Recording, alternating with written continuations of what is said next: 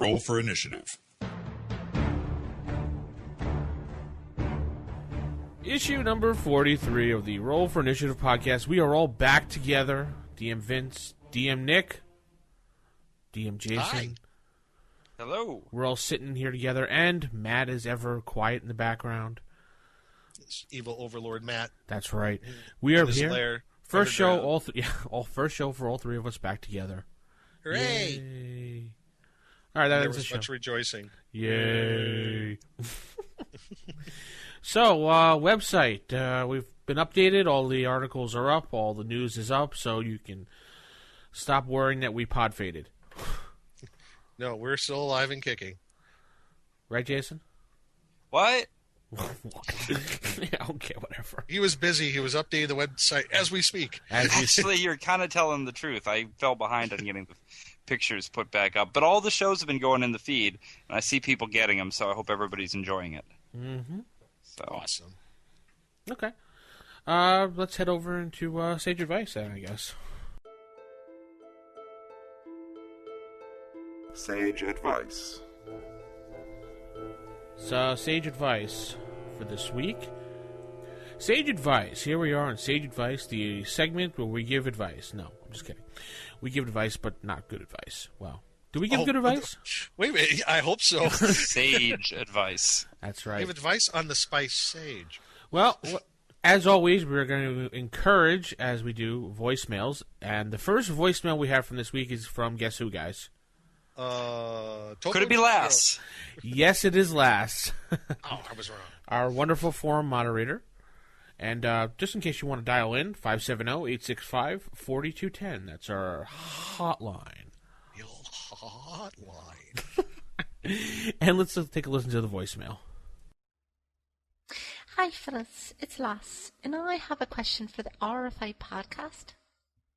How do you fellas, as GMs, adjudicate a chase scene? For example, how do you determine if the bad guy is running away and the PCs are in pursuit? Does he? Or does he not? How do you determine perhaps the outcome of a race? Who wins? How do you keep it exciting, yet still within the mechanical barriers of the rule set of first edition AD&D? Interested to hear what you have to say? All right. Yeah. Well, stumped. anybody who wants to can go back. Oh, wait a second. Actually, I just realized that you can't. On my actual play show, the very first one where we did have a chase scene that opened up the episode or the module or whatever you want to say, ended up not making it onto there. But it's exactly what we had to deal with. There was a thief who was stealing people's stuff, and everybody had to chase him down. If you look at the movement rates alone in the DM guide or et cetera, you're not going to find much that's helping you out because people have their standard movement rates. It never really gets into one character being faster than another, right? Right. Yeah. So you really, I had to just kind of do something on the fly, and what I was doing was just giving sort of percentage chances that were influenced a little bit by dexterity for one or another to pull ahead. And other things that could happen, like tripping on a rock or twig or a branch on the ground, that type of stuff. So really, I just kind of pulled it on the fly, using dexterity as an influencer, but not just purely that. It was more like doing percentage rolls. I don't know. Have you guys ever dealt with that? Nick? I'm trying to remember if in my DMA experience, if I had to. Well, I guess. If you want to talk like a chase, like, maybe running down like a hobgoblin or something like that. Yeah, I've encountered that from time to time, and that's, if they want to move double their movement rate and chase after a particular creature, that's not particular an issue. But, something like an actual race, I do recall.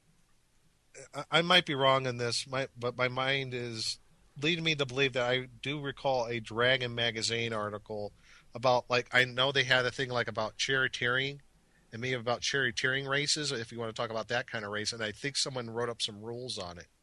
Interesting. Yeah. That'd be cool to find that. Yeah. I mean, I'm almost certain it's a Dragon magazine article about like a chariot race, and there was rules on it. I know at least that sort of thing. Now, as far as anything else, I haven't really encountered it, other than, chasing down that orc that he's trying to get away. So, well, they just had something like that on that TV show Community a week or two ago. Did you guys see that episode? No, I heard about it, but I haven't seen it yet. You have got to go back and watch. It was great. Tell us about it. So there was a scene, the chase part, there was a scene in which, and I don't watch the show, I've never seen it before, that was the first time I'd ever seen an episode, so I'm going to get the names of people wrong, I just have no idea. I know that Chevy Chase is one of the guys on it. Oh, really? Yeah. He's awesome.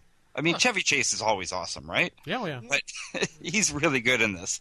And so I really don't know everything. I don't know any of the backstory or why they were doing what, but in this particular instance, there was one point where they were chasing down one of the other characters, and because he had something that was increasing his movement speed, I mean, whether it was, elven boots or striding, what is it? This was the gaming episode. Yeah, so they just plain weren't able to catch up to him at that point. But never mind that part. That episode was so good. They were, it was a pitch perfect game of AD&D. The way that people were interacting, the way that some were better role players, and a couple of the guys, like the guy from The Soup, whatever his name is. Yeah, I remember you talking about. In the show, he just didn't want to be a role player, so he would just describe it, and they'd be like, "No, you got to role play this." He'd be like, seriously? And other people would get way into it until at one point there was a couple getting way too into it, and it was getting very awkward. Yeah, because one of them had to seduce the barmaid or something. But it was just so good. It was hilarious. The people that were playing it, on the show were really good. They did the entire episode around a session of AD&D, and they were playing. Gotta watch it. Here's the cool part: they were playing first edition rules. Nice. They had all the first edition books out on the table, and they were playing a module that, to my knowledge, doesn't exist. I can't remember the name of it right now. It's on our forums. I saw the module in there, and it definitely was one I'd never heard of. And they had a copy of it, and whoever did the design of the module for the show had made it look perfect, like a sort of mid-'80s era TSR official module. It was just brilliant. That's what I heard. Yeah, Drama Man was talking about it on the forums. He said something Lizard Man or something it was called, or yeah, I don't know. I have to go look it up, but it was just great. Curse of the Lizard King? Maybe not. I don't know. No, it was a real. If it was Curse of the Lizard King, that was a real module.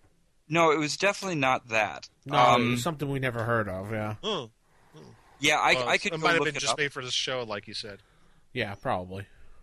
Yeah, I mean, I could go look it up, but I'm pretty sure it was just made for the show because I'd never heard of it before. That'd be cool if they actually released it as an actual module.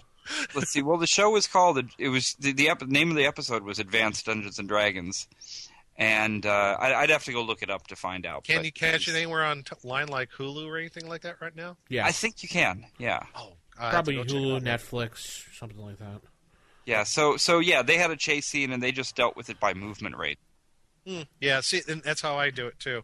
If you do double your movement rate and the other guy isn't. It's up on Hulu, Matt says. Okay, so you can watch it on Hulu then, everybody. Cool. And then somebody can find out what that module was that they were playing in it. Awesome. I'll watch it later tonight. I want to too now, yeah. Yeah, I've heard so much stuff on Dragon's Foot. I heard a lot of people say it's very cool, and they did a very tasteful job on D&D there. So, it was called The Caverns of Draconis. Oh, okay. Nope, that's a new one. Yeah. Yeah, no, they made that up. But the thing is, I was just so impressed that they actually made a copy of the module for the show. I want them to actually make the adventure and release it. I would buy it. Well, maybe somebody here can do it. Oh, that would be cool. Yeah, it was really good. So that doesn't necessarily help any with racing, but well, let's come up with some rules and let's do them on the next show. Let's actually have a race. Maybe we could find something out there. Maybe something was made on like racing rules, or like chasing rules, chasing down on movement rates and stuff like that. So I have a method. I do it. Yes. Oh, really? Yeah, I actually do. Believe it or not, me, Mr. Non-Play-by-the-Rules, has a method. If people are running after somebody and I ask them if they're using double their movement rate for run, obviously, I would give them a Constitution roll, 3d6 Constitution roll under the Constitution. If they could do it, then they would sustain their running. And then if it's through a crowd of people, I would make them do a dexterity roll because you have to be able to dodge and run through people. Same method. Nice. That makes sense with the Constitution. And I think it's less about like dexterity on something like that, more about endurance. And as time goes on, you, as a DM, you will make modifiers to the rolls. So, yeah, I mean that's the thing is that if you're talking about a long run, then you're getting your Constitution into it. But if it's a sprint, the Constitution's not. Maybe the strength would be more important for a sprint. Yeah. I don't know. And taller characters are going to run faster than shorter ones in general. So there must be some rules somewhere, but let's actually do a race in the next episode. Either we'll find a rule in a Dragon magazine, or we'll use Vince's, or maybe we'll try a couple of different things. It'd be fun to do next time. Yeah. All right. We have 2 emails. First one coming in from Dallas, a.k.a. Death and Drek. I'd like to hear your thoughts on an AD&D play-by-mail or play-by-post. Perhaps you could interview one of the longtime play-by-players on Dragon's Foot for some insight. And that's just that would be cool. Yeah. Because when you look in the Dragon magazines, there was all these play-by-post things going on, and people would actually charge. Play-by-mail back in the day, yeah. Yeah, play-by-email. Snail mail. I used to do play-by-email a lot. Yeah, but play-by-post is very different. I think that would be cool. Back in the day, I think one of the bigger ones that was advertised in Dragon was for play-by-mail there was a Star Trek one. Yes. Yeah, I remember they almost had full-page ads for that one. Did you ever play any of them? I never did. I never saw the point of it myself because I had a group. I did a wrestling one. That's awesome. When you sent your stuff away for wrestling, and then they post this once every quarter big magazine, and everybody's quotes yeah, I'm gonna kick your butt and things like that, and then have the wrestling match, and my guy came in second. I remember one year. But I did run a play-by-post. Remember how Yahoo Groups, before Yahoo Groups, it was called e-groups? I don't know if you remember that. Cool. I ran one for about a year. It was called House of Evil, and I got voted number 2 for Yahoo's second. I got the silver prize for a horror game for Yahoo when they voted that year in 2000. Wow. Yeah. Well, the thing that'd be different about a play-by-post would be the whole physical thing of getting it in the mail. I mean, playing by email or playing by forum already gives you a little bit more time to be thoughtful about things, but imagine if you're actually writing a letter and sending it off. Yeah, definitely. That would be pretty cool. I would be up for playing one of those right now. Play by mail, actual snail mail. Yeah, actually have to print it out and put it in an envelope and wait for it to show up in the mail. That'd be very exciting. It's sad because the kids of this generation don't even know what the word pen pal means anymore because of email and everything. I know. We were just talking about that here at my house the other day because, everybody who had a pen pal back then. Yeah. And you're just that seems a little bit redundant now. I mean, what's the point when you can just get on, video chat with somebody in Uzbekistan? Yeah, I could just jump on Skype and talk to my buddy in UK and say, what's up? And he's, hey. Kids stay with their iPods. iPhones and... Yeah, Their Smith Corona typewriters. What were they thinking? Well, I'm sure someone who, I'm sure Smith Corona typewriters. Nice, Nick. I'm sure someone on Dragon's Foot who's a long-time play-by-poster can write in or maybe give us a voicemail and tell us about their experiences keeping it alive in 2010 and 11. Yeah, definitely. It'd be cool to find anybody who worked with those, who played with those. And bring them on. I'd love that. Definitely. So, that'd be cool. If you're out there, whoever you are. Yay. And our last email comes from Super Nintendo Chalmers. Okay. Principal Chalmers. No, anyway, Superintendent Chalmers, actually. What's Principal Chalmers? What? What's Superintendent Chalmers? What's that from? From The Simpsons. Oh, okay. Great. Okay. The his- joke's funnier because we explained it. Yeah, I know, right? After a 15-year absence from Dice and Paper, I decided to get back into AD&D. At first, I was planning to get back into 2nd edition, the system I first learned on. But after listening to your progress, I decided to try 1st edition. I actually purchased the core rulebook from the gaming store that filmed Gamers 2 Darkness Rising. Good deal. Good deal on them, too. Now convincing and my roommates to play the game is the trick. So he just wanted to let us know what he was doing. Nice. Cool. Well, congratulations. Welcome to the fold. Yes. And to convince your roommates, listen to more Roll for Initiative podcast. Yes, listen in now. Oh, anyway. So let's, I don't know if that's what we have. You want to email us, rfistaff@gmail.com, voicemail, 570-865-4210, or on one of the many various forums you can find us on by typing in Google Roll for Initiative and you'll find us. I think that's the easiest way to explain it now. Yeah. We're all over the place. So we'll head into Table Manners. Typical. Of all the evil creatures in the world, I'd like to find one with table manners. What are you kidding me? I spent years cultivating the worst table manners on the planet. Table manners. Okay, table manners. This time we're going to be covering something. I guess we've had a few requests on this from some of the other, I guess, supplements for AD&D First Edition, and one of them is the Oriental Adventures book, Right. and specifically about honor, the honor system that's in Oriental Adventures. How does it work? Why is it in this system, and would you want to use it or not? So, well, it seems like Gary Gygax took it pretty seriously. This seems, from what I've read, to be one of the add-ons or whatever that he really liked. Yeah. Especially there's that quote.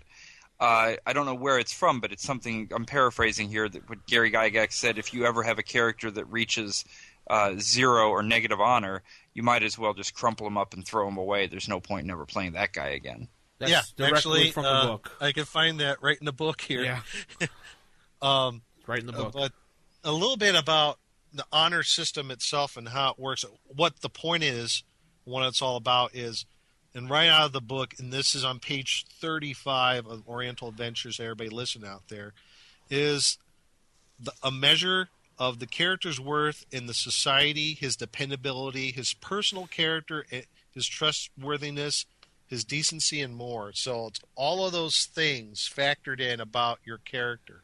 And there are several different factors beyond that influence how much honor a character has, like their class, their race, their social ranking, also the honor of their family. There are different ways you can gain and lose honor if you use this particular system.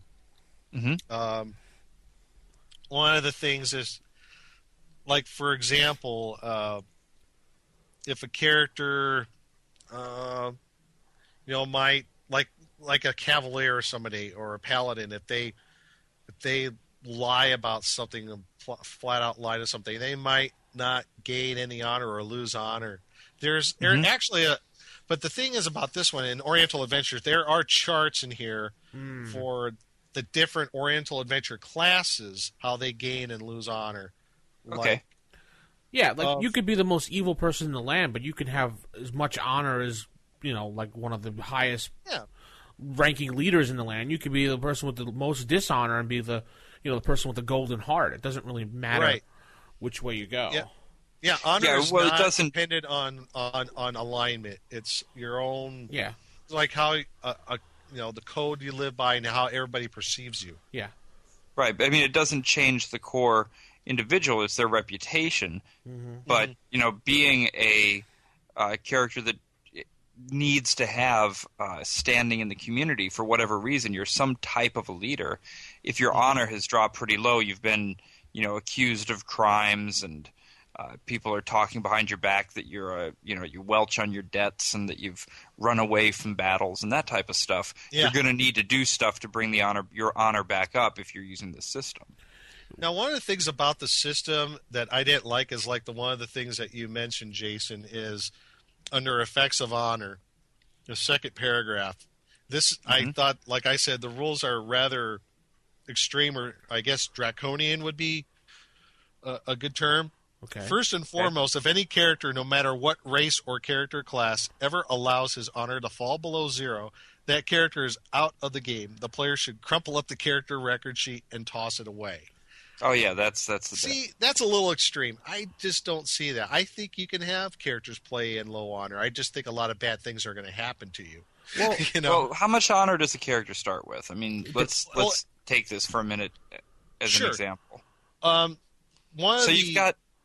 Go ahead. I'm sorry. One of the factors is that affects your honor is your birthright, is how basically what your social standing is in the world, and that's on a previous table, and that adds honor on to what your starting honor is for your character. All right. So, and it's also starting honors. Starting honor is pretty low to begin with, right? It's 10, 15, 20 points.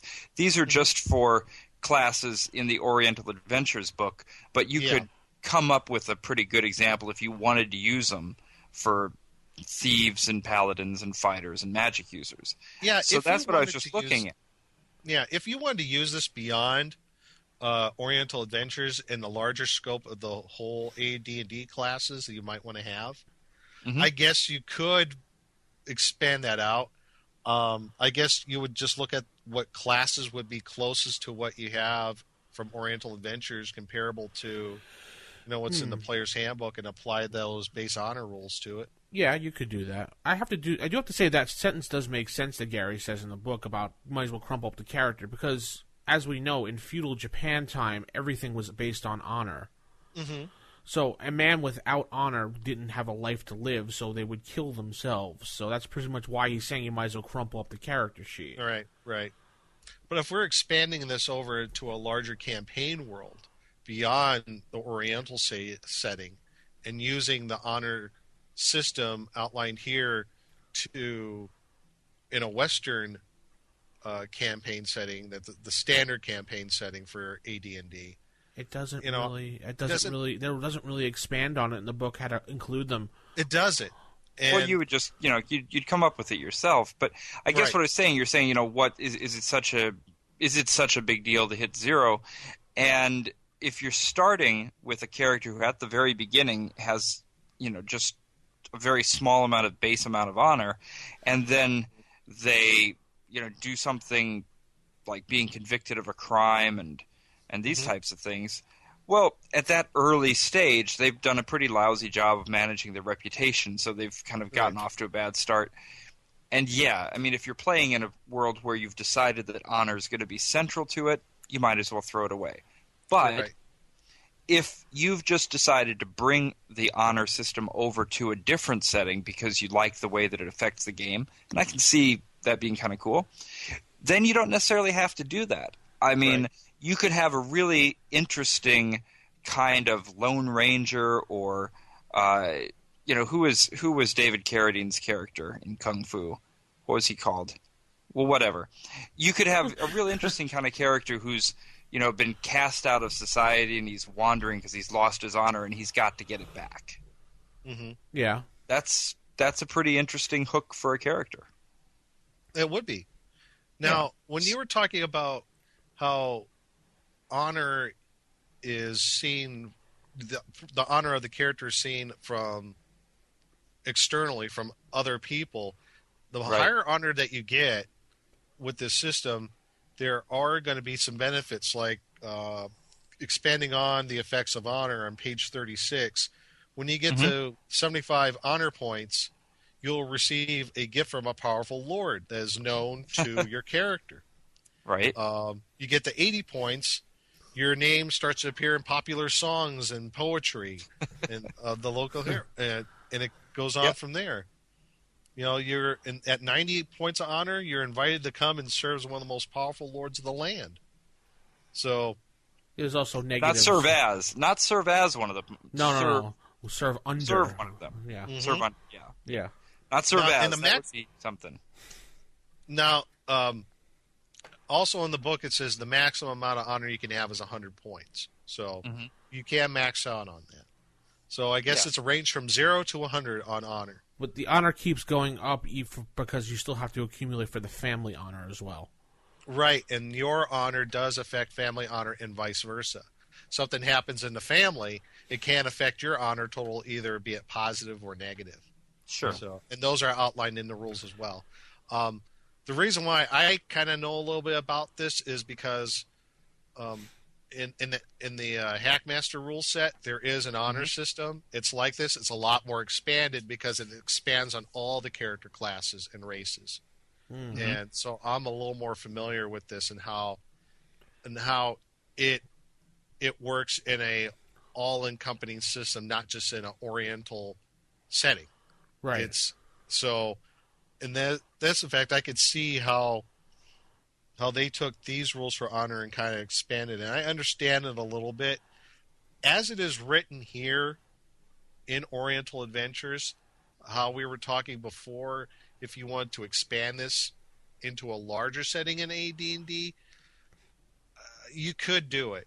But I think it's an all or nothing thing. If you're going to, have a mix of Oriental Adventure characters with some other types of characters, I'm wondering how that would work, because Oriental Adventure characters would have honor and the other ones don't. I'm wondering how that all work. I don't know. Well, we did Well, I mean, go ahead. Sorry. I was just going to say, when we did it back in our playing game, Western type characters came over. They didn't have the honor system, so we never used it for them. They just said they didn't believe in the same system, but they were in the land, though. Yeah, see, that's interesting. I think it has more to do with who you're in the land of. Yeah.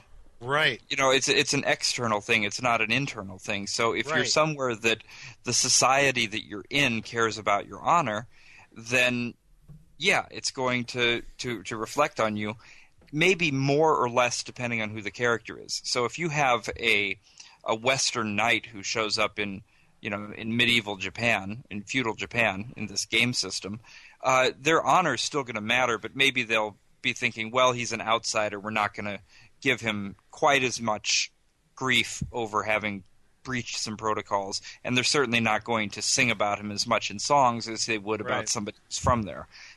And, vice versa, if the characters if the feudal knight from Japan is in a Western setting in medieval times, they're still themselves going to care about their honor, but no one around them is going to recognize quite as much, and they're not going to sing songs about them because they don't even do that. Let's say. True. Well,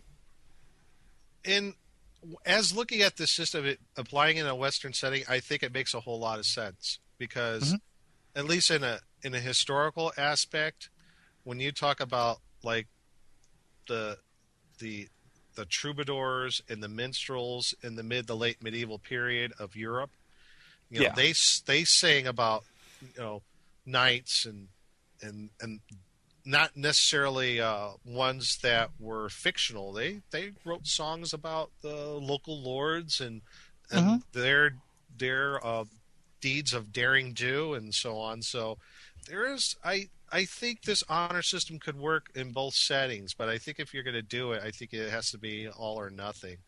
I don't know. I don't think you could kind of piecemeal it. Some characters out of Oriental setting only has honor and some do not. I don't know. I guess you could. I'm not too clear how that would work. This really reminds me of like an early. Well, it kind of reminds me of using like the whole dark side thing from Star Wars when you're using this thing. Yeah. But I guess the point of the system is in this particular setting, honor is important. It is paramount thing, and knowing the history of it, it was. And so, yes, there is a kind of system to track through all of this. Yeah, when you play Oriental Adventures, you don't sit down and make a character and that's it. You sit down and make a character. You got to follow the various charts up and down from chart 38 all the way up until the honor system. So. Yeah. So, I mean, would you guys use a system like this outside of Oriental Adventures? Would you like to incorporate something like this as a standard? I don't know if you want to call it a stat. I guess you could. Yeah, not. I don't. campaign. No, I don't think that I'd want to do it this way, just because it becomes too mechanical. It takes too much away from the role playing. It gets too much into the ROLL playing for me. Mhm. But that's just me.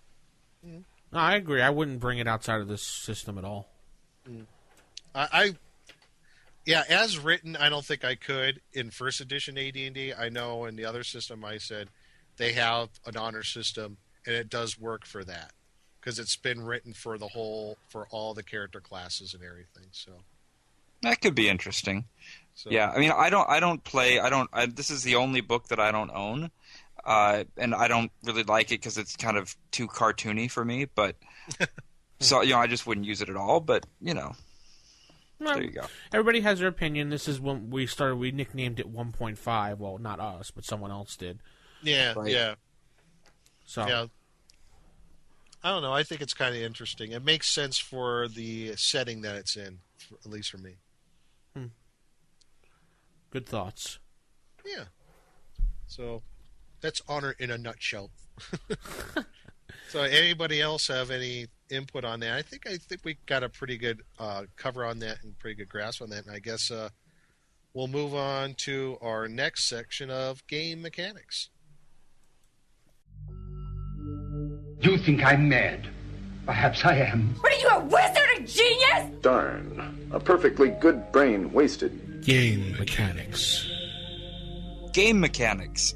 Tonight we're going to talk about everybody's favorite extra stat from Unearthed Arcana, comeliness, or comeliness, or comeliness, or however it's pronounced. Depending on your accent, yes. Yes, comeliness.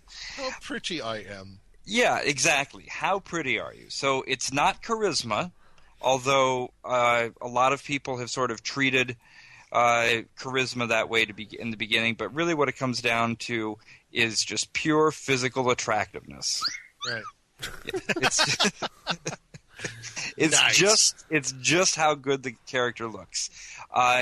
It's relative to some extent because obviously between different species or races, there's going to be effects. For example, half-orcs get a -3 to their comeliness rating, but that's only going to be if it's not another half-orc looking at them. Right. Right. And charisma does affect comeliness, so it's about how attractive the character is, but I suppose just like in real life, if a winning personality and great charisma can push that one direction or another. Sure. And there's some pretty intense effects when you get to the very edges of this. A character with comeliness of -16 or lower is so repulsive and horrifying that those viewing the character with comeliness this low will turn away or attempt to destroy the creature so offensive to the sight. And then when you get to the other end of the scale, these amazing +25, +30, those types of things, you're Godlike talking about beauty. Yeah, you're talking about godlike or demigod-like. They have like a fascinate power. As in other words, those that don't have a strong enough wisdom are just going to be unable to think clearly around such a beautiful, radiant creature. Like me. Perfect example. That's, Yes, like you, everybody Nick. can see that. Yes, Yes, thank you. a face for radio. Wow. Hey. Hey, so. Have you guys used comeliness in your games ever? No, never. Yes. You didn't even experiment just a little bit? Maybe one time in oh, never mind. No, Just that one time. Just that one time. It didn't really count because I was asleep. No. I did not inhale. So how did you use it in your game, Nick? I just use it as part of one of the regular stats. Mm-hmm. And just incorporate I it mean, right did in. it come up very often for you, or? I mean, I recall when I first got the book, I'm like, oh, this is pretty interesting. This might make sense. And Yeah. at least in my local game group, groups, where I grew up, they're like, yeah, everybody was really cool about using it. I mean, was it a real like game breaker, or did it really affect things? Well, if you're trying to pick up the local bar went, sure. Yeah, I mean, that's kind of where it came in for us. When the book came out, we're like, hey, new stuff you can do. And so we added that stat in. And, 14, 15-year-old players, of course, there's always the, I'm getting drunk. I'm going after wench, so sure, exactly. It was good for that. But I think that's one of the reasons that now I don't even want to go near that stat. Yeah. Because it's just too adolescent. I don't know. I really don't have a problem with it. I mean, I can understand the use of the comeliness score. And, I mean, I can think of some, at least one historical example of a man who had a pretty low comeliness but a high charisma. Abraham Lincoln. Right. He wasn't exactly the looker. He wasn't exactly a looker, but he had a high charisma. Yeah. The guy could talk, and he was a very good orator. So, on the other end, someone who has a high comeliness but low charisma, probably Paris Hilton. This is my opinion. Great. Now we're never going to have Paris Hilton on our podcast. No, just kidding. Yeah, I've never rolled up her stats, so I don't know. But sure. But that's the thing is when you look in game terms, I don't really see that much that it can affect. I mean, not really, no. Yeah, I mean you can do some things for it, but it just to me it's an unnecessary complication when you've already got charisma. Why do you need comeliness in a game? Yeah, exactly. I'm sorry, Vincent. I mentioned that. Shut up, Nick.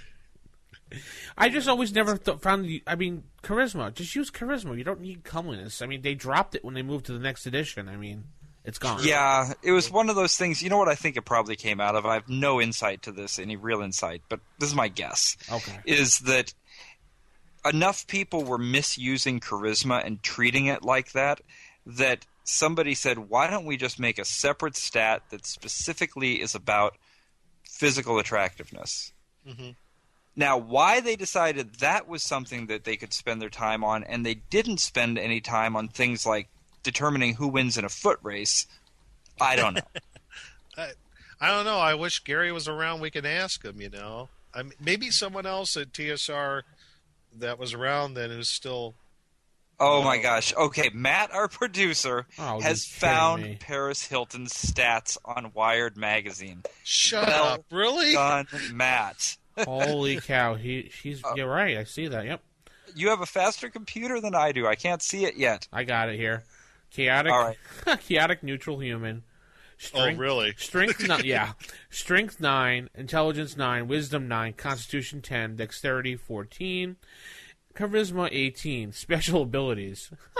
Charisma 18? Yeah. Well, if we're figuring that comeliness score. Wow. Special abilities: wiggling out of jail time for DUI charges, washing cars in an entertaining manner. Jeez. Oh boy, that's pretty good. Did they do a bunch of different ones for different celebrities? I'm looking here. It's cool. They actually did it for AD&D too. They even say at the beginning of the AD&D, players roll dice. Wow, cool. I would like to just take this opportunity to thank Time Warner Cable for giving me the kind of broadband that can't pull up a single web page. This entire time, it still hasn't come up. Oh, really?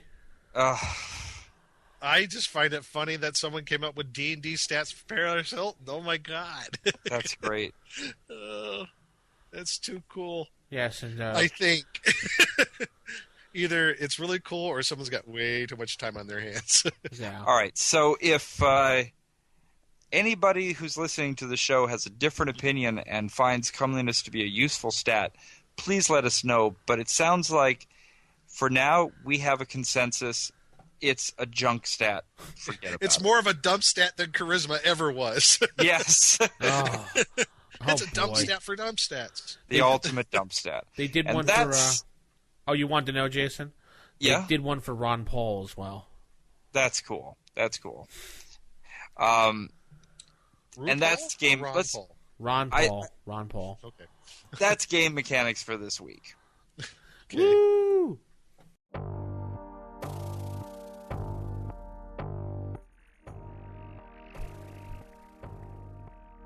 Creature, theater. All right, so let's move into the creature feature theater. We're gonna skip the actual play type of format for that this week. Nobody rolled up an encounter, but that's okay. You know, sometimes it's fun to just sit back and talk about a character or a creature. I mean, and this one comes from our favorite Fiend Folio. Yay! From the F section of Fiend Folio, the Firedrake. Cool. Yeah. And I love the Firedrake's illustration in the Fiend Folio. Yes, a little pot-bellied dragon. It's great. It's great. So the Firedrake, you know, a drake is sort of a minor type of a dragon. They're not too big. They're only about 4 feet long. They are only found in rocky areas. They actually call them here a dragonet. A dragonet, huh? Dragonet, but not like dragonet with 2 T's and an E. I don't know, dragonet. Anyway, resembles a miniature red dragon in appearance, but if it's disturbed, even with peaceful intent, there is a 50% chance that it will attack. It only bites. It doesn't claw. Has a breath weapon. It can only use it 5 times a day, though. Still a pretty decent one. It's a cone of fire, 60 feet long. 16 points of damage. That's not bad. Not bad. They don't have the age incremental hit point steps because they don't live as long as dragons do. Right. But this is an interesting thing about it. The dragonet's blood burns fiercely in air. Their breath weapon is in fact a jet of blood.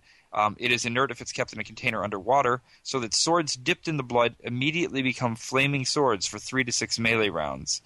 I suppose that would make for some really good encounters when you hit the dragonet, the Firedrake, when that blood comes spattering on you. Yeah. Oh, yeah. Ooh. Yeah. Yeah, I mean, they don't say it here, but it's sort of the logical extension of what would happen if they have blood that catches fire when it's exposed to the I'm thinking way too literally, because now if they have blood that catches fire when it's exposed to air, all you got to do is stab them once. Yeah, you're right. Then the fire just goes right back up in, and goodbye, Firedrake. And then I would make them explode for 3d6 damage in a 10-foot radius. And all the blood that goes spattering catches fire as it lands upon you. Yes. Oh, wow. Make them explode. Jason's Exploding dragons! She just found the loophole for the Firedrake. A really bad one that's going to get on all the characters, too. Yeah, really. Ew. Excellent. Clean up on aisle 5. Well, I like this as a low-level creature. I mean, it's a 4-hit dice creature, but you can use it for, like, lower-level characters and have, like, a little adventure based on Firedrakes attacking a village. And explode. And explode again. And explode, yes. I like it. You know, I envision using this creature also in conjunction with something else. Their intelligence is only semi-intelligent, so I could see them being used as, I guess like a, I don't know if it has mount. No, that can't use them as mounts. They're small. They're only 4 feet long. But I mean, some PCs could. Halflings. Yeah, well, no, I was just thinking this would be really cool mounts for Gnomes. kobolds. Perfect. Yeah, I like you know, Tucker's kobolds. But they're semi-intelligent. They got Firedrakes. They're semi-intelligent. Does that mean maybe they possibly could talk? Semi-intelligent, I think that rating, that's pretty low. Yeah. I think that's below low. Yeah, that's your intelligence score is like 2 to 4. You're just above animal intelligence. So they can... most of your humanoid creatures, I could see like, you know, kobolds using these, maybe goblins. An evil halfling wizard. Sure. Yeah. Use them as a guard beast. That's how I kind of see them, like, you know, guarding the lairs of a particular humanoid clan. Maybe that they use fire drakes to protect their caves. A fire drake that runs into a village and blows up.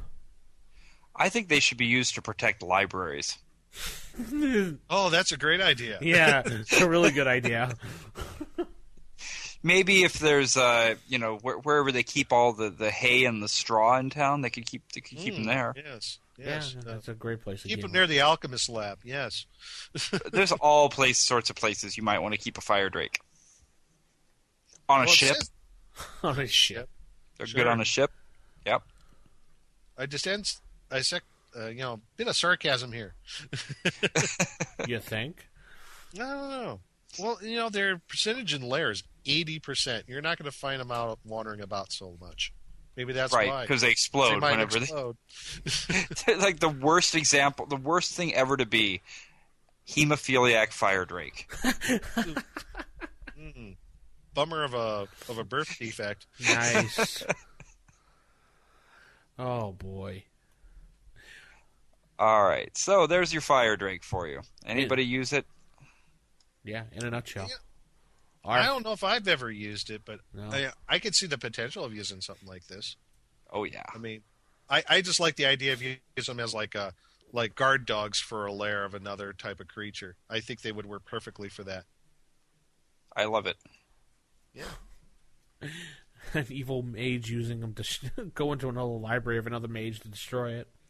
Oh my Send them God. as a gift. Yes. There you go. That would be great if an evil mage sends the Firedrake in a box as a gift to another mage who has to slay it, and as soon as he does, goodbye, library. Yes, poof. Yeah, poof is right. All right, cool. I guess tell us how you use it out there, and if you have used it. And rfistaff@gmail.com, 570-865-4210. The hotline is open now. And we'll head into our last segment of the night. Ooh, one of those electronic voting dealies. It's our poll of the week. I thought this was the 10-foot poll. Oh, yeah, the 10-foot poll. My apologies. The 10-foot poll. 10-foot poll. I love this one. I do too. I love it. Quick, goblins attack you! I don't even know what my character class is, but... Yeah, it's basically quick. Goblins attack you. Grab your trusty axe +2 and attack! Or grab your spellbook and fireball the lot of them. Or pray to your god for action. Or hide, you never fight straight on. What would you vote, Jason? Hide, you never fight straight on. I love playing a thief. Okay. Nick? Grab your axe +2 and attack. That's what I chose. I actually chose... It was either that or the cleric one. I actually grab your spellbook and fireball the lot of them was what I picked. I didn't see change self into goblin, hide while they fight the rest of your party. That wasn't an option. Who's playing the doppelganger? Yeah. Nice. So 56 of the votes coming in said grab your axe, followed up by 33% of the fireball. Then we got 6% and 5%. How does that add up? 5% pray to your gods, and no, that's 6%, and 5% hide. So it looks like the majority is with grab the axe. You betcha. Grab the axe. Hit it with my axe. Get those XPs any way you can, buddy. That's right. So go on the site, rfipodcast.com, and vote more, vote often, like Jason always says. Vote early, vote often. That's right. it. Vote early, vote often. And tell us what your opinion is of this poll. I think that's going to end the show this week, guys. Excellent. Yeah. Nice little short show for the folks out there. Keeping it around the hour mark. Very cool. We're going to have more cool stuff to come, so... Definitely. Hopefully we'll get those racing rules, or at least find something or make something. I don't know. I'll research that about... I could have sworn there's something in Dragon Magazine. About like charioteering, at least that sort of thing. Okay. Yeah, I have that on the notes for next week's show, so we remember to say that. Mm-hmm. Yeah. Anyway, keep it original, keep it old school, and good night, everybody. Hey, everybody. Good night.